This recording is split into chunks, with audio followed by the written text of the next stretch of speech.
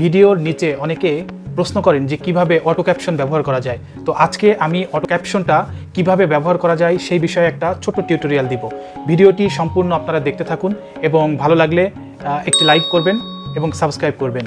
তো দেখেন, Facebook, YouTube, TikTok, যে কোনো প্ল্যাটফর্মের ভিডিও তৈরির ক্ষেত্রে, যে কোনো প্ল্যাটফর্মের যে কোনো রেশিওর ভিডিও, যে কোনো সাইজের ভিডিও তৈরির ক্ষেত্রে আপনি অটো ক্যাপশন ব্যবহার করতে পারেন খুব সহজেই। এটি অনেকেই জানে না। আজকের ভিডিওতে আমি এই বিষয়ে আলোচনা করব কিভাবে অটো ক্যাপশনটি খুব সহজে ব্যবহার করতে পারেন। এটার জন্য শুধুমাত্র একটা অ্যাপস ব্যবহার করতে হবে এবং এই অ্যাপসটা হচ্ছে আপনার ফেসবুকেরই একটা অ্যাপস। আপনি এই অ্যাপসটা ব্যবহার করলে শুধু অটো ক্যাপশন না, এই অ্যাপসের মাধ্যমে আপনি ভিডিওর অনেক কিছুর এডিটিং খুব সহজে করতে পারবেন। এই অ্যাপসের মাধ্যমে আপনি এআই দিয়েও ভিডিও এডিটিং করতে পারবেন। তো আজকের যে টপিকস সেটা হচ্ছে যে ভিডিওতে অটো ক্যাপশন কীভাবে ব্যবহার করব, এই বিষয়ে আপনাদেরকে আমি টিউটোরিয়াল দেখাচ্ছি। তো প্রথমেই আমরা যেটা করব সেটা হচ্ছে থাকা ফোন দিয়ে আপনি গুগল প্লে স্টোরে চলে যাবেন। প্লে স্টোরে যাওয়ার পরে এখানে সার্চ বারে লিখবেন এডিট,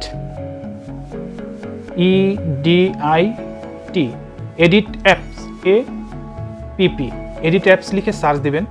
সার্চ দেওয়ার পরে এখানে অনেকগুলো দেখবেন অ্যাপ্লিকেশন আসছে। আপনি দেখতে পাচ্ছেন যে অনেকগুলো অ্যাপ্লিকেশন আসছে। তবে এইখানে দেখেন এই যে অ্যাপ্লিকেশনটা ফেসবুকের এডিটস ভিডিও এডিটর, আমি এটাতে ক্লিক করলাম এবং এটাকে ইনস্টল করলাম। যেহেতু আমি আগে থেকে এটা ইনস্টল করে রেখেছি, এই কারণে আমি এখন এই অ্যাপসে প্রবেশ করব। তো আমি অ্যাপসে প্রবেশ করলাম। তো অ্যাপসে প্রবেশের পরে আপনাকে এখানে জয়েন হতে হবে, একটা ইমেল দিয়ে লগ ইন করে নিতে হবে। যেহেতু আমার আগে থেকে অ্যাপসটি ইনস্টল করা, আমি লগ ইন করে রেখেছি। এখন ধরেন আমি যে কোনো একটা ভিডিও আমি এডিট করব। তো এখানে দেখেন প্লাস আইকন আছে, এই প্লাস আইকনটির উপরে আমি ক্লিক করলাম। ক্লিক করার পরে এখানে দুইটা অপশন আসছে, একটা হচ্ছে ক্যামেরা, আরেকটা হচ্ছে গ্যালারি। ক্যামেরা দ্বারা আপনি সরাসরি ভিডিও রেকর্ড করবেন এবং সেই ভিডিওতে আপনার ক্যাপশন চলে আসবে। আর যদি আপনার পূর্বে রেকর্ড করা কোনো ভিডিও থাকে, সেটার জন্য আপনাকে গ্যালারিতে যেতে হবে। তো আপনি গ্যালারিতে আসেন। গ্যালারিতে আসার পরে এখানে আপনি যে ভিডিওটি অটো ক্যাপশন যোগ করতে চান, ঠিক সেই ভিডিওটি সিলেক্ট করবেন। তো আমার গ্যালারিতে অনেক ভিডিও আছে, আমি এখান থেকে জাস্ট একটা ভিডিও সিলেক্ট করছি। সেটি হচ্ছে, আমি ধরেন এই ভিডিওটি আমি সিলেক্ট করলাম। করার পরে দেখেন এই যে ভিডিওটি আমি সিলেক্ট করলাম, এখন এই ভিডিওতে আমি অটো ক্যাপশনটি যোগ করব। তো খুব সহজেই দেখেন এখানে লেখা আছে CC ক্যাপশন। তো আমি এটাতে ক্লিক করলাম। ক্লিক করার পর জেনারেটিং ক্যাপশন বলে একটা অপশন আসবে এবং এখান থেকে আপনার ক্যাপশনটি ও জেনারেট করছে, একটু সময় লাগবে, আপনারা দেখতে থাকুন। হয়ে আসছে। আপনি চাইলে আপনার হাত দিয়ে টেনে লেখাটি আপনি বড় করতে পারেন, লেখাটির স্থান জায়গা পরিবর্তন করতে পারেন, নিচে, উপরে, মধ্যখানে, পাশে, আপনার যেখানে সুবিধা আপনি সেখানে ক্যাপশনটি টেনে দিতে পারেন। এবং এটাকে আমি জাস্ট টেনে বড় করে নিচ্ছি। একটু বড় করে নেওয়ার পরে এবার দেখেন, হ্যাঁ, এখানে আমি লেখাটি বড় করে নিলাম।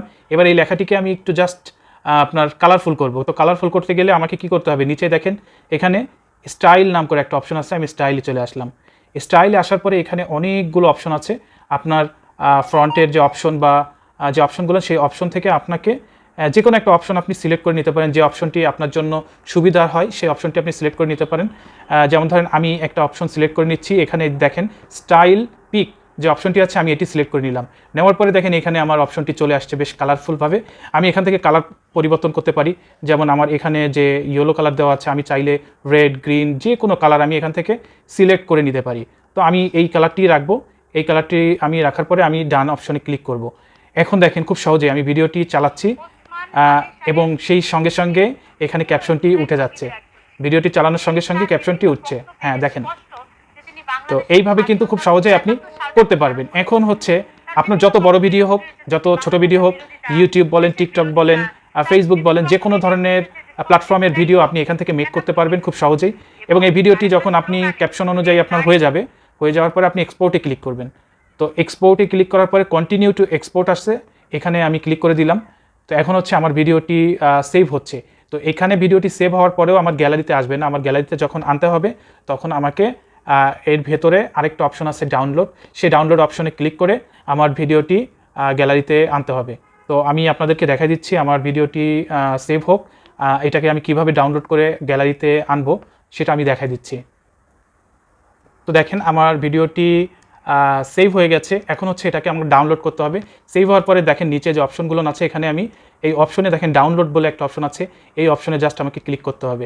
এই অপশনে ক্লিক করার পরে এই ভিডিওটি আমার গ্যালারিতে ডাউনলোড হয়ে যাবে। তো এইভাবে খুব সহজে আপনার ছোট ভিডিও, বড় ভিডিও, যে কোনো রেশিওর ভিডিওতে আপনি অটোমেটিক যে ক্যাপশন, সেই ক্যাপশন ইউজ করতে পারেন, কালারফুলভাবে ইউজ করতে পারেন এবং ভিডিওকে আরও বেশি আকর্ষণীয় করতে পারেন। তো ধন্যবাদ সবাইকে। ভিডিওটি যদি ভালো লাগে অবশ্যই একটি লাইক, কমেন্ট, শেয়ার এবং চ্যানেলটি সাবস্ক্রাইব করে পাশে থাকা বেল আইকনটি বাজিয়ে দিবেন।